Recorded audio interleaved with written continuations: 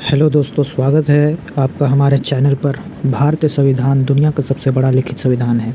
चाहे आप किसी सरकारी परीक्षा की तैयारी कर रहे हो या एक जिम्मेदार नागरिक होने के नाते अपने देश के कानून को जानना चाहते हो, संविधान के भागों को समझना बहुत ज़रूरी है। मूल रूप से हमारे संविधान में 22 भाग, 395 अनुच्छेद और 8 अनुसूचित सूचियाँ हैं। आज के इस वीडियो में हम संविधान के सभी 22 भागों और उनसे जुड़े अनुच्छेदों को बहुत ही आसान भाषा में समझेंगे।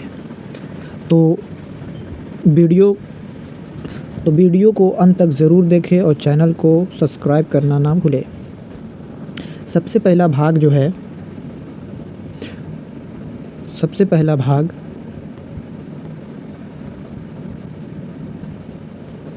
दोस्तों, स्वागत है आपका हमारे चैनल पर। भारतीय संविधान दुनिया की सबसे बड़ी लिखित संविधान है। चाहे आप किसी सरकारी परीक्षा की तैयारी कर रहे हो या एक जिम्मेदार नागरिक होने के नाते अपने देश के कानून को जानना चाहते हो, संविधान के भागों को समझना बहुत ज़रूरी है। मूल रूप से हमारे संविधान में 22 भाग, 395 अनुच्छेद और 8 अनुसूचियाँ हैं। आज के इस वीडियो में हम संविधान के सभी 22 भागों और उनसे जुड़े अनुच्छेद को बहुत ही आसान भाषा में समझेंगे। तो वीडियो को अंत तक ज़रूर देखें और चैनल को सब्सक्राइब करना ना भूलें। सबसे पहले हम देखेंगे भाग 1। भाग 1 को देखेंगे। भाग 1 को देखेंगे, संघ और उसका राज्य क्षेत्र। अनुच्छेद 1 से 4। सबसे पहले आता है भाग 1, जो भारत के राज्यों और केंद्र शासित प्रदेशों की सीमाओं के बारे में बात करता है। इसमें अनुच्छेद 1 से 4 शामिल है। दूसरा आता है भाग 2, नागरिकता, जो अनुच्छेद 5 से 11 तक है। भाग 2 में नागरिकता से जुड़े कानून हैं, यानी कौन भारत का नागरिक होगा और कौन नहीं, यह अनुच्छेद 5 से 11 तक है। तीसरा है भाग 3, जिसमें मौलिक अधिकार, फंडामेंटल राइट्स आते हैं, जो अनुच्छेद 12 से 35 के बीच में है। 12 से 35 के बीच में है। यह भाग बहुत महत्वपूर्ण है। भाग 3 हमें हमारे मौलिक अधिकार देता है, जैसे समानता और स्वतंत्रता का अधिकार। यह अनुच्छेद 12 से 35 तक फैला है। फिर आते हैं भाग 4, जिसमें राज्य के नीति निर्देशक तत्व शामिल है, जो अनुच्छेद 36 से 51 तक आते हैं। भाग 4 में सरकार के लिए कुछ निर्देशक दिए गए हैं, उन्हें लोक कल्याण के लिए कैसी नीतियाँ बनानी चाहिए। यह अनुच्छेद 36 से 51 तक है। भाग 4 है मूल कर्तव्य। इसे बाद में 42वें संशोधन द्वारा जोड़ा गया था। यह नागरिकों के कर्तव्यों को बताता है और इसमें सिर्फ एक अनुच्छेद 51A है। फिर भाग 5 में संघ। यह संविधान का सबसे बड़ा भाग है। इसमें केंद्र सरकार, राष्ट्रपति, प्रधानमंत्री, संसद और सुप्रीम कोर्ट के बारे में बताया गया है। अनुच्छेद 52 से 151। उसके बाद आते हैं भाग 6 में। भाग 6 में हम लोग देखते हैं राज्य। जैसे भाग 5 केंद्र के लिए है, वैसे ही भाग 6 राज्यों के लिए है। इसमें मुख्यमंत्री, राज्यपाल और हाई कोर्ट का जिक्र है। अनुच्छेद 152 से 237 तक। उसके बाद भाग 7। इस भाग में पहली अनुसूची के भाग ख के राज्य, अनुच्छेद 238 जो हटा दिया गया है, इसलिए अब यह खाली है। भाग 8 में हम देखते हैं। भाग 8 हमारे केंद्र शासित प्रदेशों UTS जैसे दिल्ली, चंडीगढ़ के प्रशासन से संबंधित है। अनुच्छेद 239 से 242 तक यह आता है। फिर देखते हैं भाग 9, जिसके अंदर पंचायतें आती है। यह भाग ग्रामीण स्थानीय स्वशासन यानी पंचायतों से जुड़े हैं। अनुच्छेद 243 से 243O तक। फिर आता है भाग 9A, नगर पालिकाएँ। भाग 9A शहरों की नगर पालिकाओं के बारे में है। भाग 9B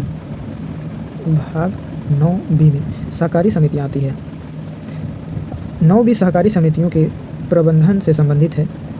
फिर आता है भाग 10। भाग 10 में अनुसूचित और जनजातीय क्षेत्र आते हैं। भाग 10 में देश के अनुसूचित और जनजातीय क्षेत्रों के प्रशासन के विशेष प्रावधान है। अनुच्छेद 244 से 244A तक आता है। इसके बाद आता है भाग 11। भाग 11 में हम देखते हैं संघ और राज्यों के बीच संबंध। केंद्र और राज्यों के बीच विधायी और प्रशासनिक संबंध कैसे होंगे, यह भाग 11 तय करता है। अनुच्छेद 245 से 263 तक आता है। फिर देखते हैं भाग 12। भाग 12 में वित्त, संपत्ति, संविदाएं और वाद आते हैं। इसमें टैक्स, पैसों का बंटवारा और संपत्तियों का अधिकार शामिल है। इसी में प्रसिद्ध अनुच्छेद 300A भी है जो कानूनी संपत्ति का अधिकार देता है। फिर देखते हैं भाग 13।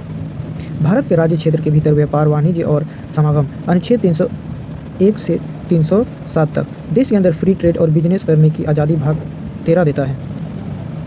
भाग 14 संघ और राज्यों के अधीन सेवाएं, यूपीएससी और स्टेट पीसीएस जैसे सरकारी सेवाएं इसी भाग के अंतर्गत आती है। अनुच्छेद 308 323। भाग 14A में हम लोग देखते हैं अधिकरण। भाग 14A में प्रशासनिक और अन्य मामलों के निपटारे के लिए ट्रिब्यूनल का प्रावधान है। भाग 15 में निर्वाचन, चुनाव आयोग और देश में निष्पक्ष चुनाव कराने की जिम्मेदारी इस भाग की है। अनुच्छेद 324 से 329A तक। इसके बाद देखते हैं भाग 16 कुछ वर्गों के संबंध में विशेष उपबंध। इसमें SC, ST, OBC और एंग्लो इंडियन के लिए संसद और विधानसभाओं में विशेष प्रावधान और आरक्षण की बात की गई है। अनुच्छेद 330 से 342 तक। भाग 17 में राजभाषा हम लोग देखते हैं। भाग 17 भारत की आधिकारिक भाषाओं से संबंधित है। अनुच्छेद 343 के अनुसार संघ की राजभाषा हिंदी और लिपि देवनागरी है। भाग 18 में आपात उपबंध देखते हैं। यह भाग संकट काल के लिए है। इसमें राष्ट्रपति आपातकाल जो 352 अनुच्छेद में आते हैं और राष्ट्रपति शासन 356 और वित्तीय आपातकाल 360 शामिल है। भाग 19 जो है प्रकीर्ण है। इसमें राष्ट्रपति और राज्यपालों को मिलने वाले विशेष संरक्षण और अन्य विविध विषय शामिल है। अनुच्छेद 361 से 367 तक। भाग 20 में हम लोग देखते हैं संविधान का संशोधन। यह बहुत महत्वपूर्ण भाग है। इसके तहत संसद संविधान में बदलाव या संशोधन कर सकती है। इसमें केवल एक अनुच्छेद है जो है 368। फिर देखते हैं भाग 21। भाग 21 में अस्थायी, संक्रमणकालीन और विशेष उपबंध। इसमें कुछ राज्यों के लिए अस्थायी और विशेष प्रावधान दिए गए हैं। जैसे पहले जम्मू कश्मीर के लिए 370 था और अब नागालैंड, असम आदि के लिए 371 में है। फिर आखिरी जो है भाग 22वां भाग है जो संक्षिप्त नाम प्रारंभ हिंदी में प्राधिकृत पाठ और निरसन है। अनुच्छेद 393 से 395। और आखिरी भाग जो 22वां है उसमें संविधान का संक्षिप्त नाम, इसके लागू होने की तारीख और हिंदी अनुवाद के बारे में बताया गया है।